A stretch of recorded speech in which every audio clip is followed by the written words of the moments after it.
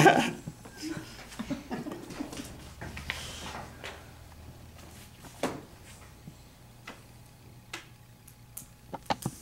biggest threat to ministry comes from within, not without. Bill Shepson, in his article, Examining the Threat, says there are 1,500 pastors leaving ministry each month. In a survey by the Evangelical Lutheran Church in America, it said that 64% of the denominational ministers had high blood pressure and 13% were taking antidepressants. Most pastors work more than 40 hours per week, often at the expense of their families. Focus on the Family in 1998 did a survey, and 80% of pastors and 84% of their spouses were dealing with discouragement or outright depression. Guy Greenfield, in his book, The Wounded Minister, said, "In my own denomination, Southern Baptist, it has regularly been reported that between 2,000 and 2,500 ministers are forced out of the ministry each year. One survey revealed that congregations that forced out pastors were likely to repeat that." I want to talk about a problem that, while not unique to ministry, is prevalent in ministry. That is the problem of burnout. I think it is important to first of all define what I mean by burnout.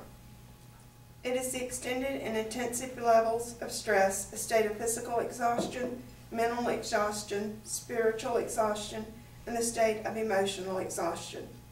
Hurdman also says there is a snowball effect to all these points of exhaustion. In isolation, each of these elements of exhaustion would probably not cause burnout. But when the snowball gets rolling down the hill, it forces a body to compensate by producing adrenaline. When adrenaline is overused, it wears a person out. Now, burnout is not something new. One writer points out burnout took place with Elijah in 1 Kings 9:14. "It is enough now, O Lord, take away my life." Elijah was emotionally drained and spiritually distraught. What are the causes of burnout? Gary L. McIntosh and Samuel D. Rama, Sr., in The Dark Side of Leadership, said that some causes of burnout are personal dysfunction. It drives ministers to succeed.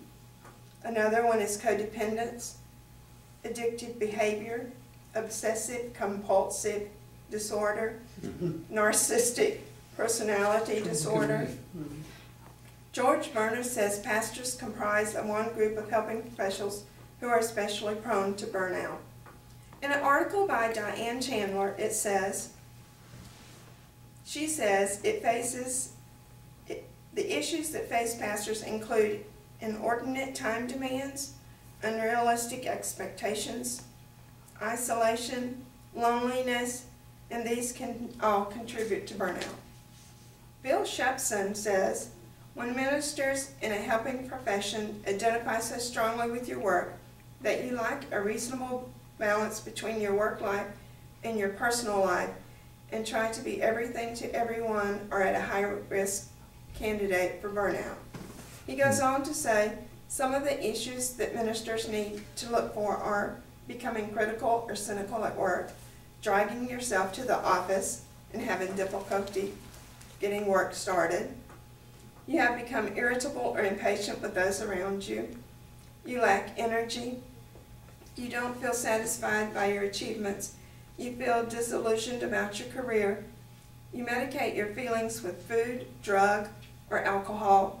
Your sleep habits and or appetite have changed, and you have unexpected headaches, backaches, or physical issues. Daniel Sherman points out the physical causes: lack of exercise, chemical imbalance, gland issues, illnesses, lack of sleep. All of these lead to burnout. Paul Vitello says, members of the clergy now suffer from obesity, hypertension, and depression at higher rates than most Americans. In the last decade, their use of antidepressants has risen while their life expectancy has fallen. Many would change jobs if they could. Sherman puts together spiritual cures for burnout. There's anger and bitterness, and the cure is forgiveness. There's lack of hope, and the hope is in connecting with God. There are conflicts, and these conflicts need to be reduced. There's impurity. Impurity drives a person into despair, so therefore avoid inappropriate behavior. Lack of spiritual discipline. Hurdman said to read the Bible and pray. Hurdman says that in the area of emotion you should do what you do best, reduce conflict, and get away. How can ministers avoid burnout? Chuck Shoemake, who facilitates Foursquare Center for Spiritual Renewal East, says the first step is to acknowledge that you need help. He goes on to say, it is important to talk over the situation with another emotionally neutral person. Dave Wheatus gives these ways to avoid burnout: lower expectations, cultivate outside interest, develop a sense of humor, spend time with family. Ministers need to unplug their devices, the computer and the phone, for at least some amount of time each day so that you're not constantly interrupted. Tom Rainer says, remember your call. Ministry can be tough and dirty. It can be frustrating and confusion. But we remember who called us and who sustains us. We are able to persevere. We understand that we are not doing ministry in our own power. Stephen Cole says that one of the places of rest for the pastor is his family. In conclusion, we have seen that burnout is physical, mental, and spiritual, and the cures and the preventions must be directed at addressing each of these areas. If ministers will adopt the necessary steps to prevent burnout, we will lose fewer ministers. If pastors who are currently suffering from burnout will honestly assess their condition and take some of the steps we have mentioned, they can save their ministry.